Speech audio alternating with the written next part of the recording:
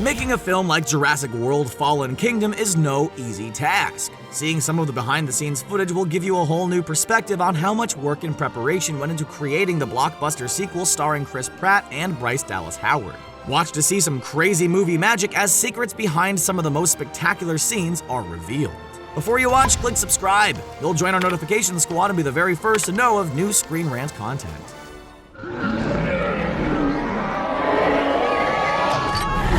A loud scream.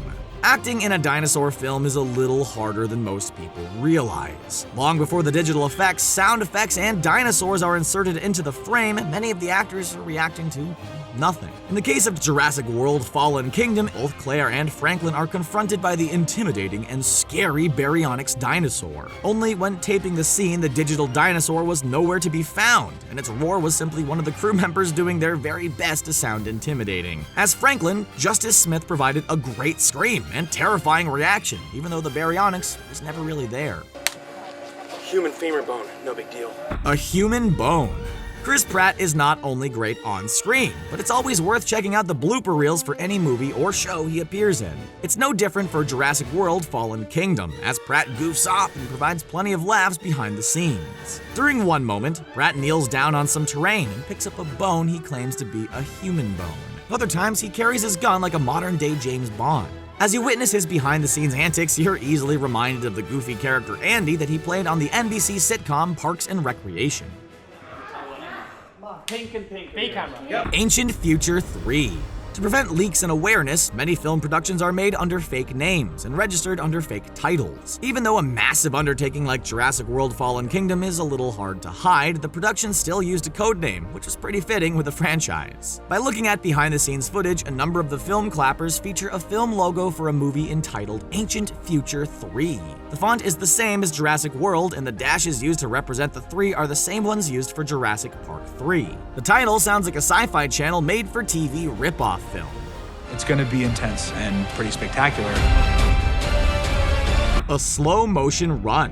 One of the most heroic feats in Fallen Kingdom is when Chris Pratt's character is able to outrun multiple dinosaurs and a cloud of black volcanic smoke as the whole island erupted. Behind-the-scenes footage gives us an alternative view of his run, and in slow motion. While the gyrosphere was pulled on a trailer, Pratt was forced to do all the footwork, and he actually seems pretty fast in person. We wonder how many takes he needed to showcase his running abilities. On this movie, we are dealing with real animatronic dinosaurs. Animatronic dinosaurs. While CG effects were used for a lot of the first Jurassic World, animatronic dinosaurs made a big return for Fallen Kingdom. Actors could interact with these lifelike dinosaurs on set and create a lot of genuine acting moments with them. Two of the key scenes featuring animatronic dinosaurs actually showcase them in a resting state. Real-life versions of both Blue and the T-Rex were used in the film. Blue was strapped up to a medical table where his body could breathe and head could jolt around. The T-Rex was placed inside of a massive carrier and featured animated eyes and a giant jaw. Film crew actually applied fake saliva to the inside of the mouth to make it appear more realistic.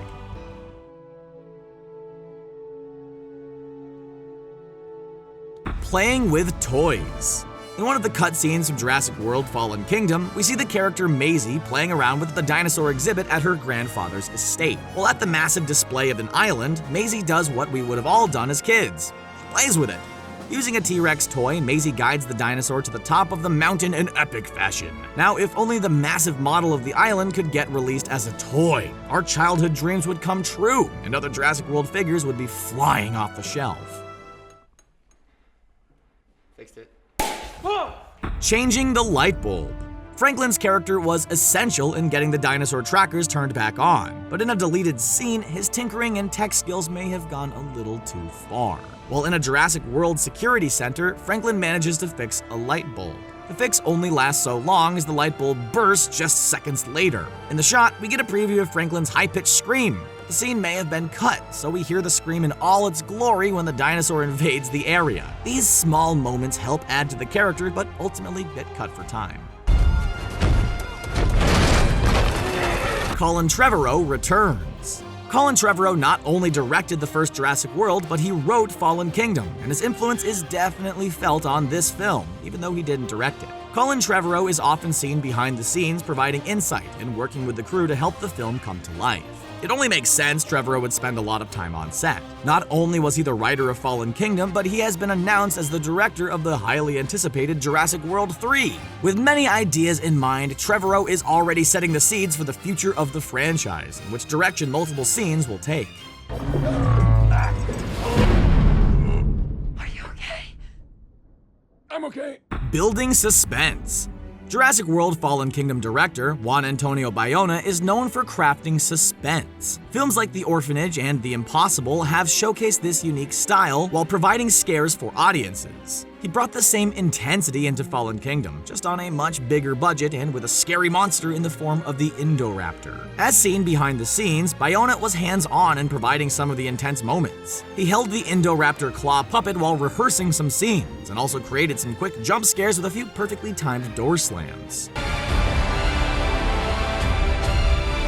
The Gyrosphere Coaster.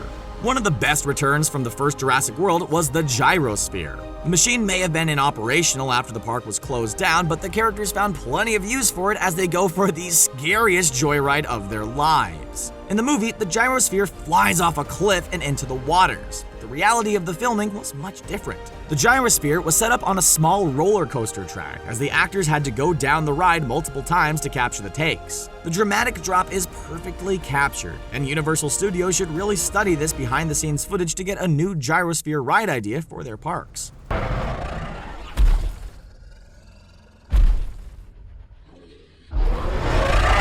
Wow, there you have it. What is your favorite behind-the-scenes moments? Are you excited to see more deleted scenes? What should happen in Jurassic World 3?